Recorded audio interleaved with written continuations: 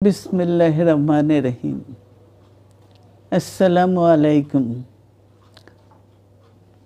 দীর্ঘদিন অসুস্থ থাকার পর আপনাদের সামনে কথা বলতে পারার জন্য আল্লাহর কাছে শুকরিয়া আদায় করছি। আমার কারাবন্দী অবস্থায় আপনারা আমার কারামুক্তি ও রোগ মুক্তির জন্য সংগ্রাম করেছেন, দোয়া করেছেন। সেজন্য আমি আপনাদের সকলকে ধন্যবাদ জানাচ্ছি। দীর্ঘ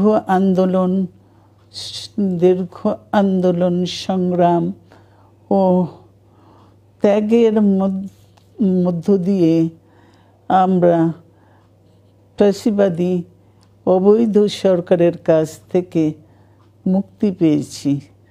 আমি আন্তরিক ধন্যবাদ জানাতে চাই আমাদের বীর সন্তানদের, যারা মরণপণ সংগ্রাম করে এই অসম্ভবকে সম্ভব করেছে।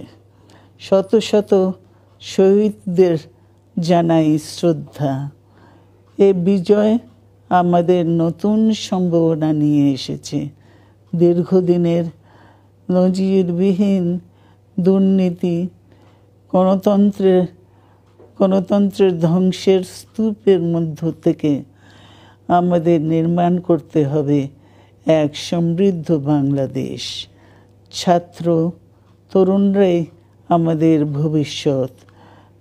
তরুণরা এই যে স্বপ্ন নিয়ে বুকের রক্ত ঢেলে দিয়েছে, সেই স্বপ্ন বাস্তবায়নে করতে মেধা, যোগ্যতা, জ্ঞান ভিত্তিক গণতান্ত্রিক বাংলাদেশ গড়ে তুলতে হবে।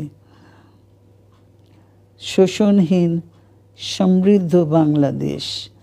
সকল ধর্মের গোত্রের অধিকার নিশ্চিত করতে হবে। শান্তি,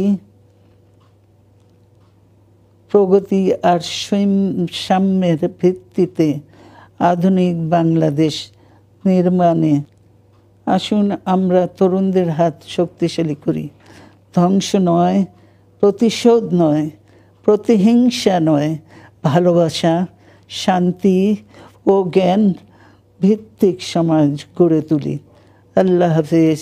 বাংলাদেশ জিন্দাবাদ।